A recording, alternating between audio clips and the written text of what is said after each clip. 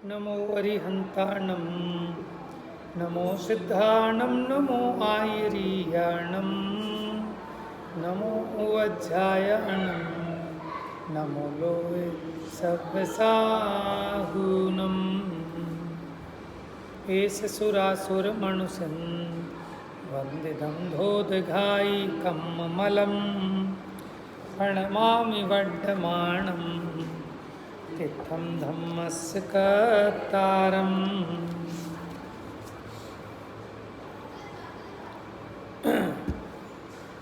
Page number 386 386 गाथा पढ़ते हैं एक बार। गाथा ये प्रारंभ हुई थी कि अविच्छिन्न सामायिक में आरूढ़ हुआ होने पर भी श्रवण कदाचित छेदोपस्थापना के योग्य है, ऐसा उपदेश देते हैं। वद समिदिन छेद करते नहीं है, हो जाता है, हो गया तो वापस अपने को उसमें स्थापित करते हैं। छेदोपस्थापना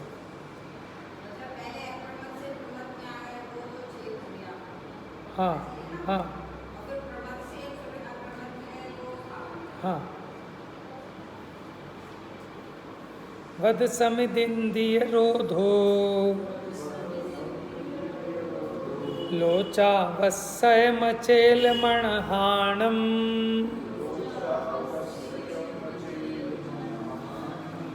खिदिशयन मदंतवनम ठिदि भोयण मेघ भत्तम च एदे खलु मूल गुणा समणाणं जिणवरेः पण्णत्ता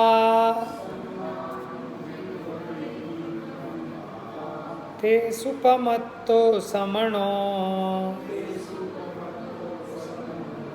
छेदो वट्टावगो होदी। देखिए यहाँ क्या कहा था। व्रत समिति, इंद्रिय रोध, लोच, आवश्यक, अचेलपना, स्नान, भूमि शयन, अदंत धावन, खड़े खड़े भोजन, एक बार आहार, ये वास्तव में श्रमणों के मूल गुण जिन वरों ने कहे हैं, उनमें प्रमत्त होता हुआ श्रमण छेदोपस्थापक होता है। टीका देखिए। सर्व सावत्य योग के प्रत्याख्यान स्वरूप एक महाव्रत की व्यक्तियां होने से, किसकी व्यक्तियां? महाव्रत की व्यक्तियां होने से सर्व सावत्य योग के,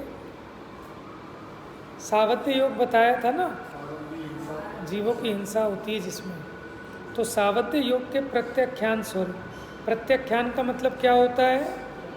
त्याग। तो उसके त्याग स्वरूप एक महाव्रत की व्यक्तियां होने से, महाव्रत तो एक है, कौन सा? कि सर्व सावत्य योग का त्याग, ये एक महाव्रत है, महान व्रत है। और इसी की व्यक्तियां, इसके विशेष 5 हो गए: अहिंसा, सत्य, अचौर्य, ब्रह्मचर्य, अपरिग्रह।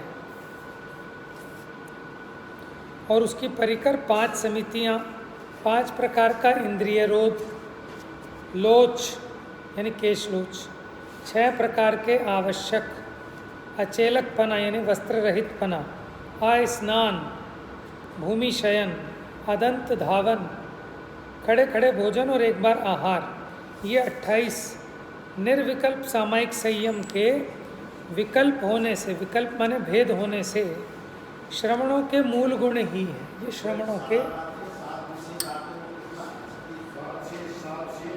7 शेष गुण यही है ना।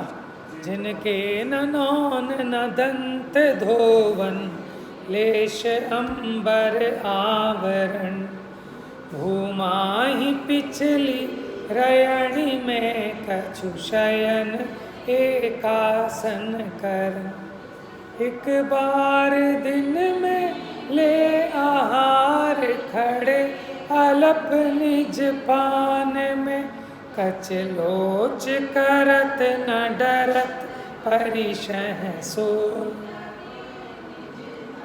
कौन कौन से हो गए? स्नान, अदंत धोवन, लिखा है ना इसमें लोच।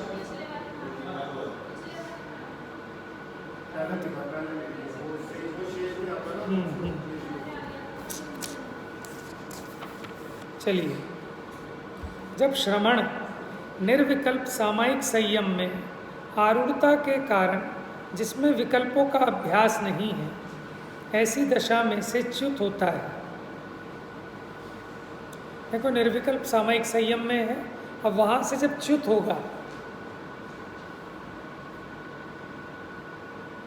तब केवल सुवर्ण मात्र के अर्थी को कुंडल, कंकन, अंगूठी आदि को ग्रहण करना भी श्रेय है। किंतु ऐसा नहीं है कि कुंडल इत्यादि का ग्रहण कभी न करके सर्वथा स्वर्ण की प्राप्ति करना ही श्रेय है। ऐसा विचार करके मूल गुणों में विकल्प रूप से अपने को स्थापित करता हुआ छेदोपस्थापक होता है। देखो, प्रतिज्ञा तो निर्विकल्प सामायिक संयम की थी, अब जब उसमें से च्युत हुआ, बाहर आया, तो क्या करें? तो मूल गुणों में अपने को विकल्प रूप से स्थापित करें। भाई, जब निर्विकल्प दशा रहे तब तो रहे, जब निर्विकल्प दशा ना रहे तो विकल्प रूप दशा में अपने को इन मूल गुणों में स्थापित करें।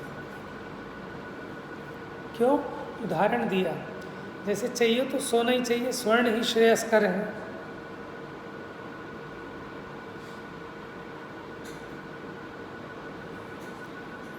तो कुंडल, कड़ा, अंगूठी आदि को ग्रहण करना भी श्रेयस्कर है। अब इनके श्रवण के प्रव्रज्यदायक की भांति छेदोपस्थापक पर भी होता है। पर माने दूसरा भी होता है, अन्य भी होता है। उदाहरण से मतलब ज़्यादा मुझे भी समझ में नहीं आया।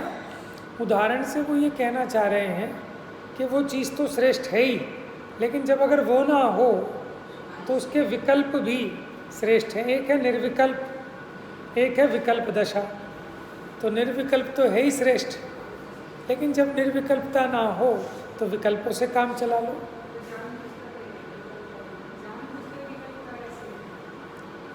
देखो, जब निर्विकल्प दशा से च्युत हुआ, अब अगर उस 28 मूल गुणों के विकल्प, ये तो विकल्प हैं, ये तो विकल्प हैं, अगर उनको अंगीकार नहीं करेगा तो सीधा नीचे गिरेगा, ये कहना है। स्वर्ण ये तो हो गया निर्विकल्प अभेद, कड़ा, कुंडल, कंकण ये हो गए उसके भेद। तो जो स्वर्ण का अर्थी है, ठीक है, उसको अभेद एक स्वर्ण चाहिए, लेकिन अगर कदाचित ना मिले, मैंने सोना लेने गया, ऐसा मुझे 1 किलो सोना दे दो, अब अगर नहीं मिल रहा तो कड़ा, कुंडल, चैन आदि ले ले, काम तो वही करेंगे। तो बस इस उदाहरण से मुझे जो समझ में आ रहा है, बस ये समझाना है कि जिसको निर्विकल्प दशा चाहिए, अगर निर्विकल्प तो है ही श्रेयस्कर, लेकिन कदाचित वो ना मिल पाए तो फिर विकल्पों में भी लगना श्रेयस्कर है। लेकिन कौन से विकल्प? 28 मूल गुण के विकल्प हैं।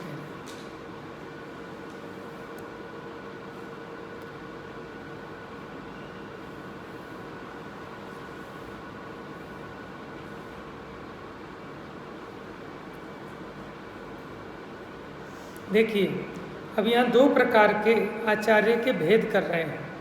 आचार्य 2 प्रकार के, एक तो प्रव्रज्यदायक। प्रव्रज्य होता है दीक्षा, ये जो शब्द आया, नया शब्द होगा आप लोगों के लिए शायद।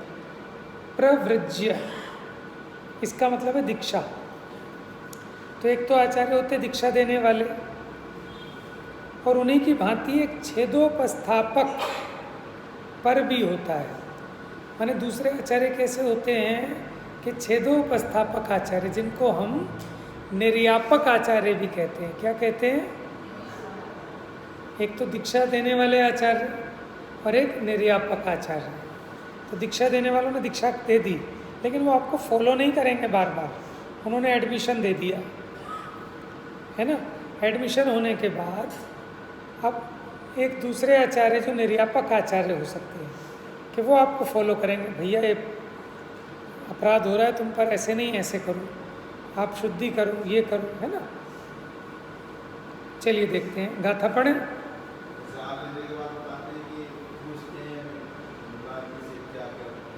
प्रतिक्रमण करते हैं जाकर फिर। लिंग गहणे ते सिम गुरुतिपवच्च दायगो होदी छेदे सुवट्टवगा शेषाणिज्जावगा समणा।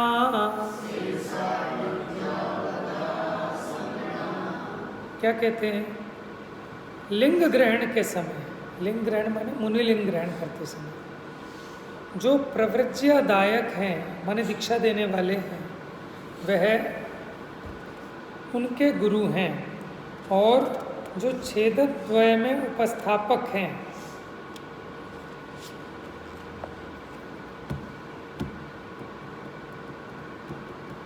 दो अर्थ किए इसके।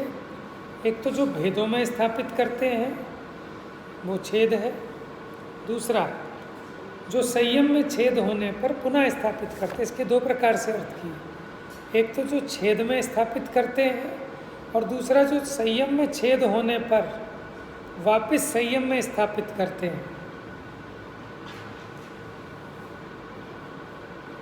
वे शेष श्रमण निर्यापक हैं।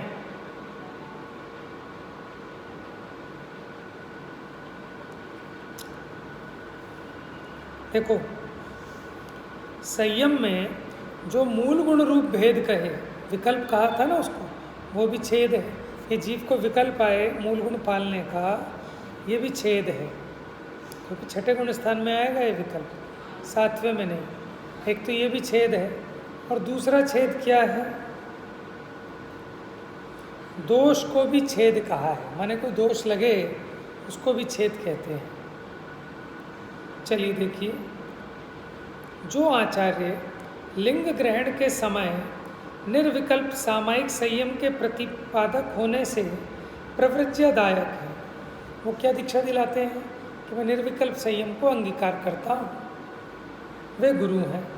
और तत्पश्चात तत्काल ही जो आचार्य सविकल्प छेदोपस्थापना संयम के प्रतिपादक होने से छेद के प्रति उपस्थापक माने भेद में स्थापित कराने वाले हैं, वे निर्यापक हैं। उसी प्रकार जो आचार्य छिन्न संयम के प्रति संधान की विधि के प्रतिपादक होने से छेद होने पर उपस्थापक हैं, वे भी निर्यापक ही हैं। इसलिए छेदोपस्थापक पर भी होते हैं। तो दो प्रकार के छेदोपस्थापक बताए हैं, एक तो भेदों में लगाने वाले, और दूसरा जहाँ दोष हुआ माने छेद हुआ संयम में तो वापस पुनः संयम में स्थापित कराने वाले, वो छेदोपस्थापक हैं। तो छेदोपस्थापक आचार्य, इन्हीं को निर्यापक आचार्य भी कहते हैं। तो दो प्रकार के आचार्यों के भेद किए, एक दीक्षा देने वाले और एक छेद में उपस्थित माने छेद में स्थापित करने वाले, और संयम में अगर छेद हो गया तो वापस पुनः संयम में स्थापित करने वाले, उनको कहा निर्यापक आचार्य। समाधि कराते हैं, समाधि माने समता भाव, जो समाधि मरण कराते हैं वही नहीं, वो तो है ही। तो इसी प्रकार निर्यापक किसे कहते हैं? जो उसका पालन पोषण लालन पोषण करे, वही तो निर्यापक है, जो उसका निर्वाह कराए। समझ में आया? जैसे माता देखो, जैसे माता एक निर्यापक की तरह अपने बच्चों की रक्षा करती है ना, उसी प्रकार निर्यापक आचार्य माता के समान है ना, उनको दोषों से बचाते हैं, उनकी परिणामों की संयम की रक्षा में निमित्त होते हैं। और जो दीक्षा गुरु हैं वो सामायिक संयम की प्रतिज्ञा दिलाकर दीक्षित करते हैं।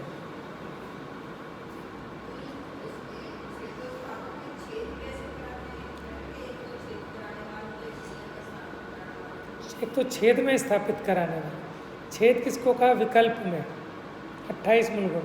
अभी दीक्षा आचार्य ने बात की कि सामायिक निर्विकल्प आत्मानुभूति में लीन हो जाओ। और निर्यापक आचार्य समझाएंगे भैया 28 मूल गुण हैं, इनका निरंतर पालन करना।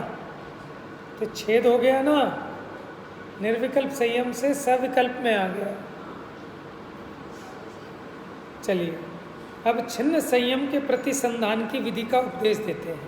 छिन्न संयम माने संयम में छेद होने पर, संयम क्या था? निर्विकल्प संयम, उसमें जो दोष लगा। अब प्रतिसंधान, प्रतिसंधान क्या होता है? उसका सुधार, उसकी विधि का उपदेश देते हैं। आइए गाथा पढ़ते हैं। 2 गाथाएं 211 212 नंबर, पेज नंबर 390। पयदम्मि समारद्धे छेदो समणस्य काय चेष्टं हि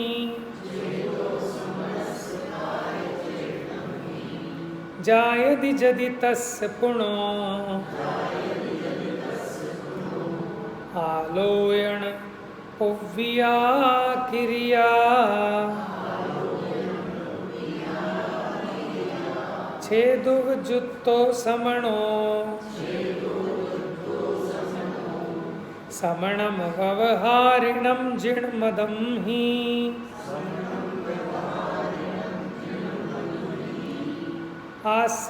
आसेज्जालोचित्ता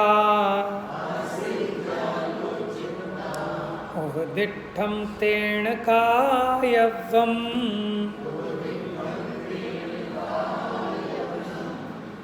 देखिए क्या कहते हैं, पयदम्मि समारब्धे, समारब्ध है माने की जाने वाली। क्या? पयदम्मि प्रयत्न पूर्वक की जाने वाली। छेदो समणस्य काय चेष्टम्मि माने प्रयत्न पूर्वक की जाने वाली जो काय चेष्टा है, उसमें अगर श्रवण के छेद होता है माने दोष होता है, ठीक है, तो फिर क्या करें? जायदि माने होता है, यदि, यदि, तस् पुणो आलोयन पुव्या क्रिया, क्या करना चाहिए? आलोयन माने आलोचन। आलोचन माने क्या होता है? आलोचन, लोचन माने होते नेत्र। आ माने भली प्रकार, उसको देखना। किसको? कि जो दोष लगा, उस दोष का निर्णय करना, उसका विचार करना, और फिर क्या करना? आलोचना पूर्वक क्रिया करनी चाहिए। क्रिया माने उसके सुधार क्रिया। फिर देखो, छेदु वजितो समणो, जो छेद में उपयुक्त श्रवण है, समणम व्यवहारिणम जिणमदम ही, कि जिनेंद्र भगवान के मत में उसे क्या करना चाहिए? श्रवणम व्यवहारिणम, कि जो श्रवण व्यवहार में निपुण हों, उनके पास जाकर आसेज्य लोचिता उपदिट्ठम तेन कायवम, तो वहाँ उनके पास जाकर अपनी आलोचना करके, माने अपने दोष को कहकर, ठीक है, उपदिट्ठम तेन कायवम, अब वो जैसा उपदेश दें वैसा करना चाहिए। देखो 2 बातें बताई। श्रवण के प्रयत्न पूर्वक की जाने वाली काय चेष्टा में अगर छेद होता है, दोष लगता है, तो उसे आलोचना पूर्वक क्रिया करनी चाहिए। किंतु यदि श्रवण छेद में उपयुक्त हुआ हो, माने उसी में ठहर गया हो, जिसको कहते हैं ना अतिचार, अनाचार, अगर अतिचार हुआ हो,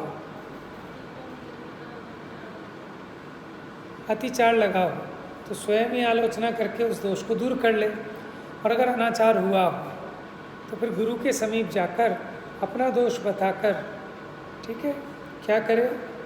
अब वो जैसा कहें, जैसा उपदेश दे वो करना चाहिए। होता है ना, छोटे मोटे पापों की तो हम खुद आलोचना कर लेते हैं, लेकिन जो बड़े पाप होते हैं उनकी आलोचना किसी बड़े ज्ञानी पुरुष के सामने, ठीक है। और ये सब प्रक्रिया किस लिए है? अंतर मन की शुद्धि के लिए, नहीं तो ये जीव डिप्रेशन में चला जाता है। माने गिल्ट अपने को महसूस करता है ना कि मैं अपराधी हूँ, मैं दोषी हूँ, तो वो भी ऐसा जीव भी आत्म साधना नहीं कर सकता। तो इसलिए पूरा चरणन योग इसलिए है कि इसकी शुद्धि हो जाए परिणामों की, और फिर अब इसको लगे कि हाँ मेरे पाप धुल गए, और नए तरीके से नई एनर्जी के साथ पुनः मोक्ष मार्ग में आरूढ़ हो जाए।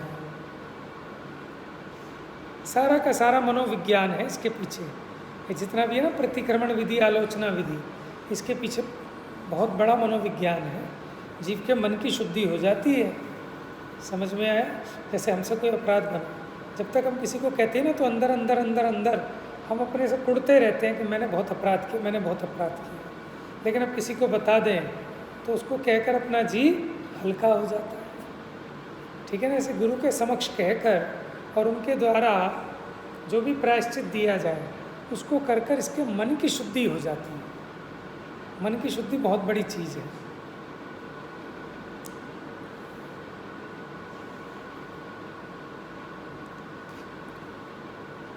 टीका देखिए, संयम का छेद दो प्रकार का है, एक बहिरंग छेद और एक अंतरंग। उसमें मात्र काय चेष्टा संबंधी वो बहिरंग है, माने जो काया की चेष्टा थी, जो उनके मूल गुण अधिक थे, उसमें कोई दोष लगा तो ये बहिरंग छेद है।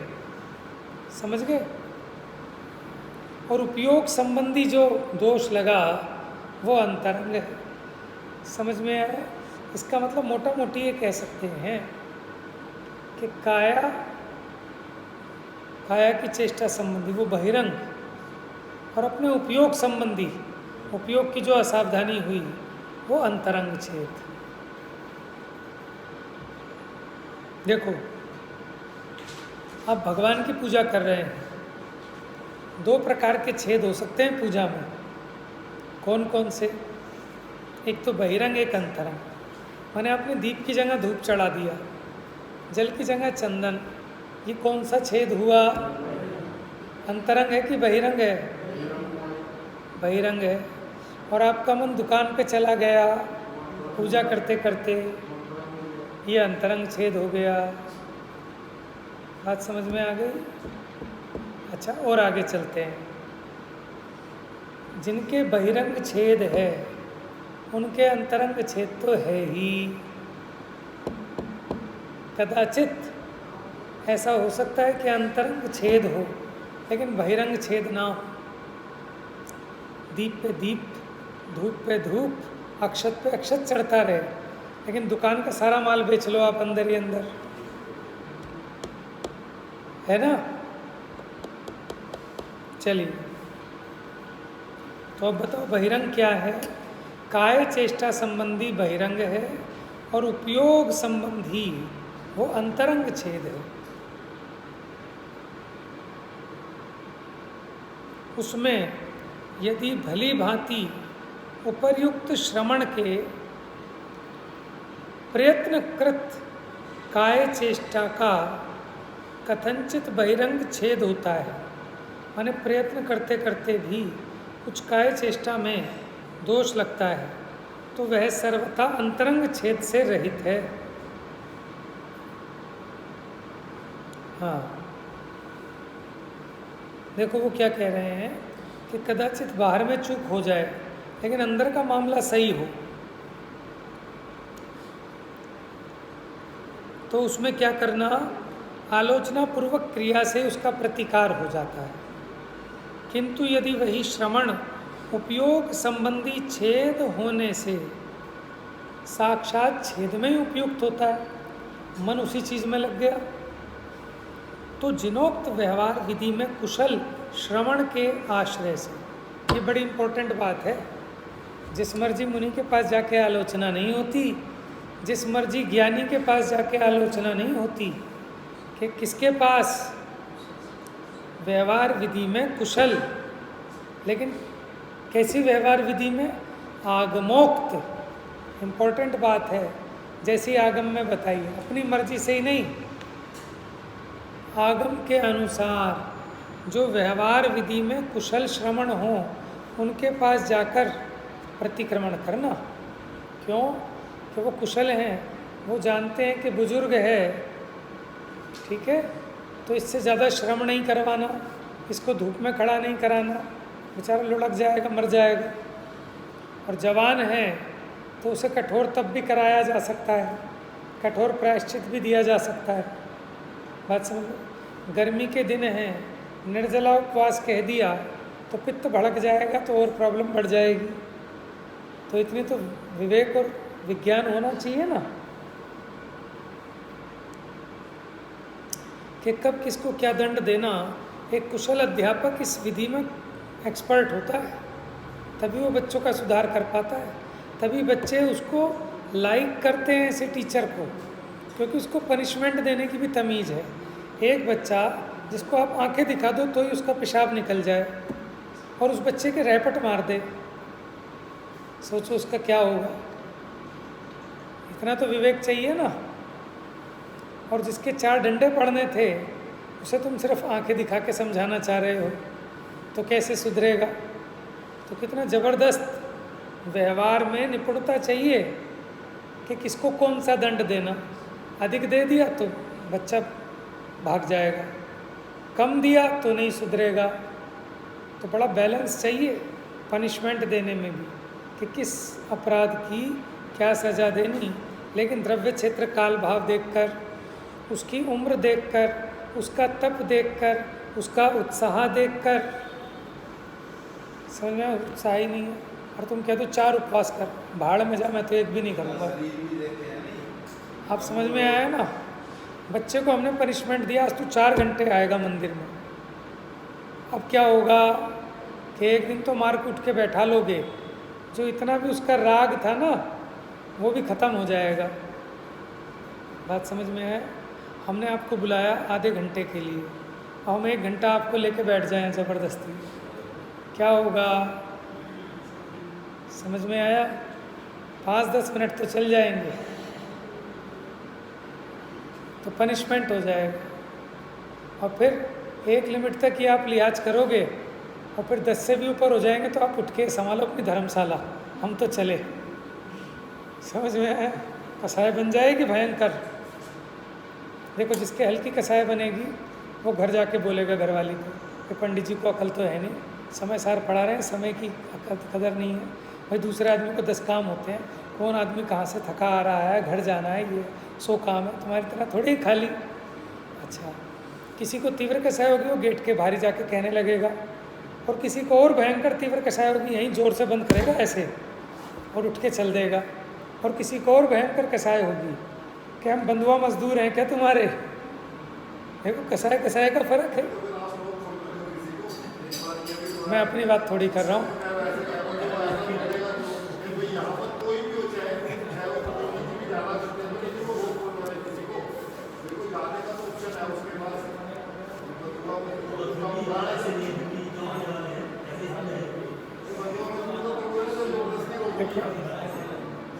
ये तो उदाहरण है, आप कोई भी बुरा ना माने। ना तो यहाँ के लोग ऐसे, ना यहाँ विद्वान ऐसे आते कोई भी, ठीक है।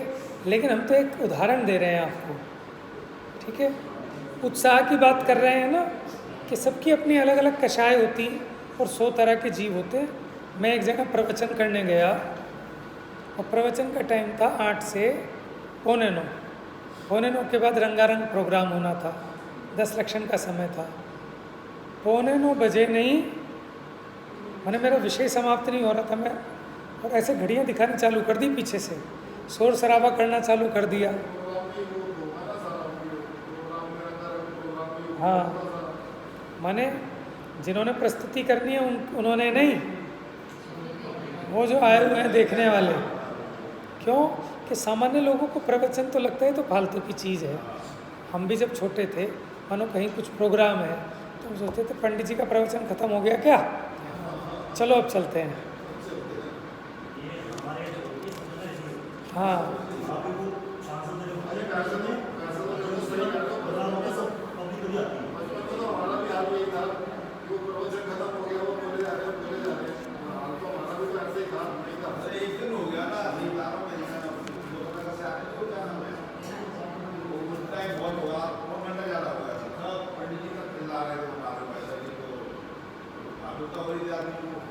खुलता हो जाता है।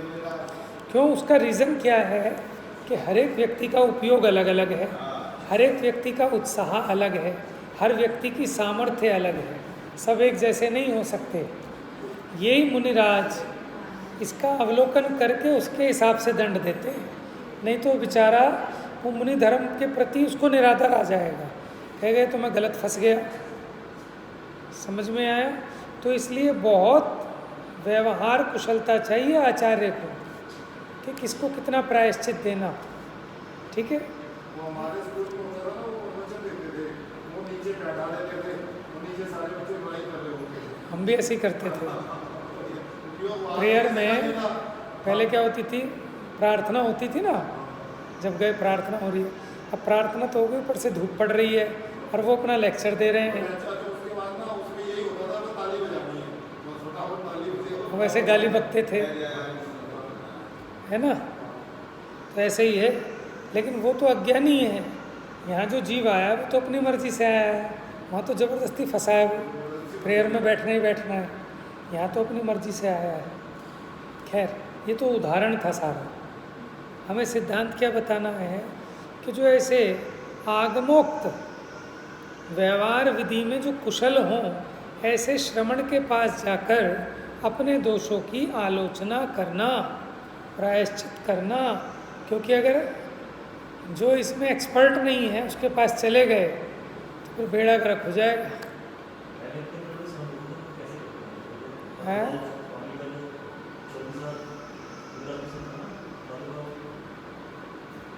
12,000, तो उसमें बहुत सारे निर्यापक आचार्य होते थे। अरे एक मुनि की समाधि कराने के लिए 48 निर्यापक आचार्य लगते हैं।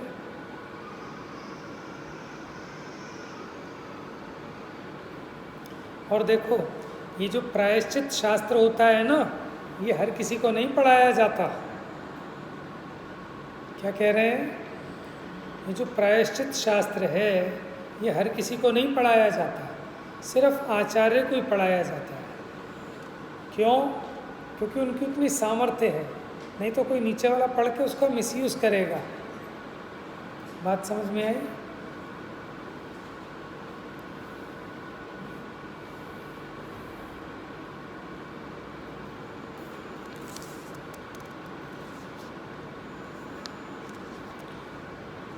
हाँ, तो जिनोक्त व्यवहार विधि में कुशल श्रवण के आश्रय से आलोचना पूर्वक उनके द्वारा उपदिष्ट अनुष्ठान द्वारा, अब उन्होंने जो उपदेश दिया, आपकी शुद्धि का विधान बताया, अब उस क्रिया द्वारा, विधि द्वारा संयम का प्रतिसंधान होता है, माने वापस उसमें जुड़ना होता है।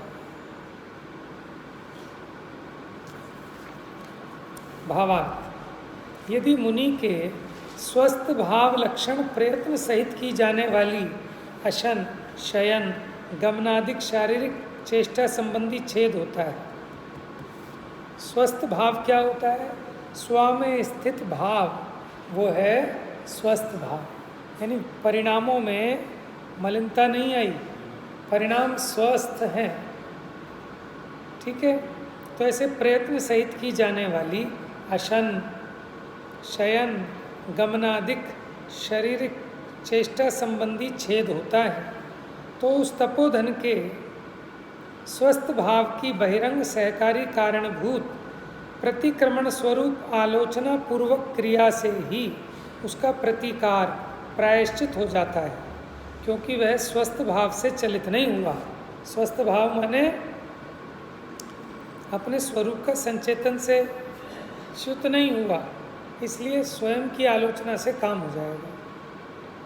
किंतु यदि उसके निर्विकार स्वसंवेदन भावना से च्युति रूप छेद होता है, माने अपने स्वरूप से ही च्युत हो गया, तो उसे जिनमत में व्यवहारज्ञ प्रायश्चित कुशल आचार्य के निकट जाकर निष्प्रपंच भाव से दोष का निवेदन करके, देखो दोषों का निवेदन कर रहे हैं तो वह निष्प्रपंच भाव करना चाहिए। मैं तो सीधा साधा अपना काम कर रहा था, लेकिन इसने जो है मेरा दिमाग खराब कर दिया, महाराज मुझे गुस्सा आ गया। तो ये तो छल के द्वारा आलोचना करना है कि उसने मेरा दिमाग, किसी ने कुछ नहीं किया, मेरी कसाई की प्रबलता के कारण मुझे गुस्सा आया, दूसरे का थोड़ी ना कसूर है।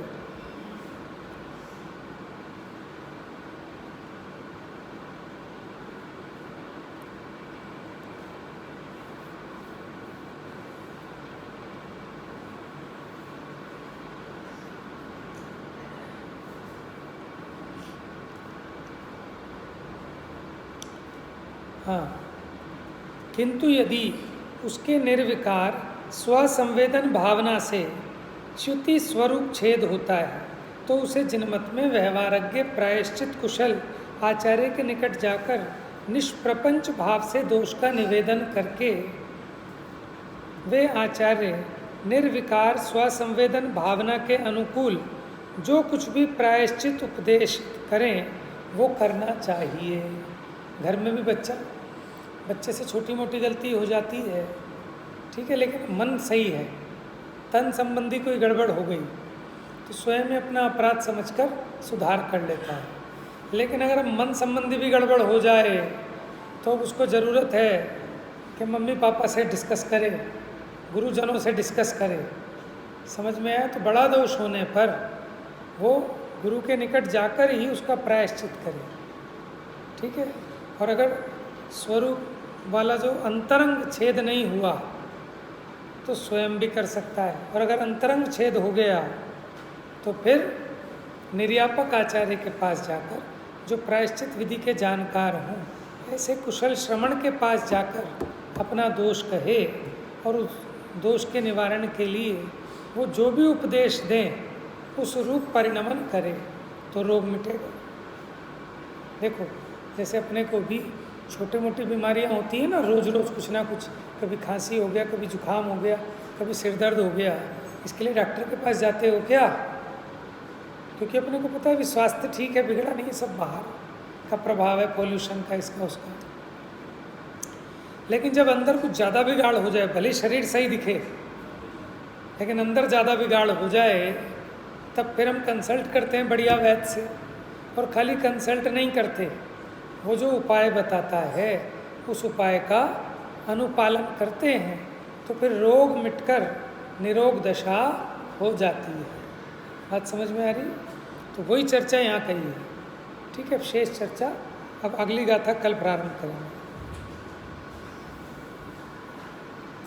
इसीलिए आगे कहेंगे कि परद्रव्य प्रतिबंध निषेध करने योग्य है, कि जो इसी चीज़ में अटका हुआ है ना, प्रतिबंध माने उसमें फंसा हुआ है, काहे में कि परद्रव्य में, उसे परद्रव्य की अपेक्षा है तो उस अपेक्षा को छोड़ना चाहिए। क्योंकि उससे क्या होता है कि श्रावण्य का छेद होता है, दोष आता है। जा वाणी के ज्ञान से